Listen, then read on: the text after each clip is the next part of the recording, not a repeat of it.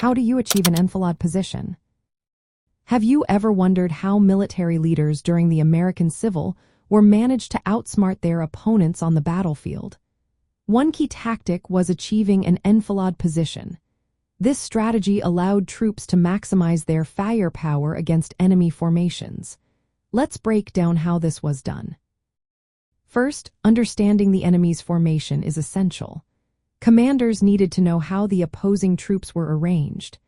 Enfilade fire works best when directed along the length of a line, so identifying the enemy's longest axis was critical.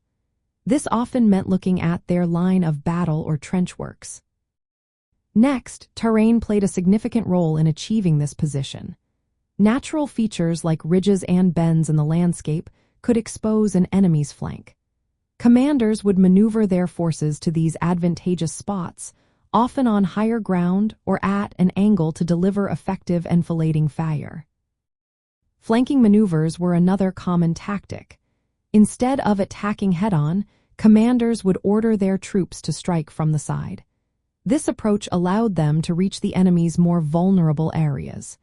Civil War leaders frequently executed these flanking movements to gain the upper hand. Artillery placement was also vital. Cannons were often positioned to fire along enemy trenches or earthworks. Defenders sometimes designed their fortifications with enfilade fire in mind, allowing them to sweep attacking troops along their length. Additionally, fortifications themselves were constructed to maximize defensive firepower, including enfilade fire.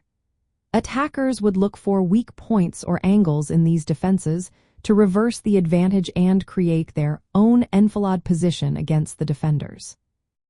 Finally, coordination and timing were crucial. To achieve enfilade fire, troops needed to move into position without exposing themselves too much. Timing their fire was essential to catch the enemy in a vulnerable alignment. In practical terms, achieving an enfilade position could turn the tide of battle. It inflicted heavy casualties and disrupted enemy formations. Commanders who effectively understood and utilized this tactic gained a significant edge in the heat of battle. So, the next time you think about Civil War strategies, remember how vital achieving an enfilade position was for success on the battlefield.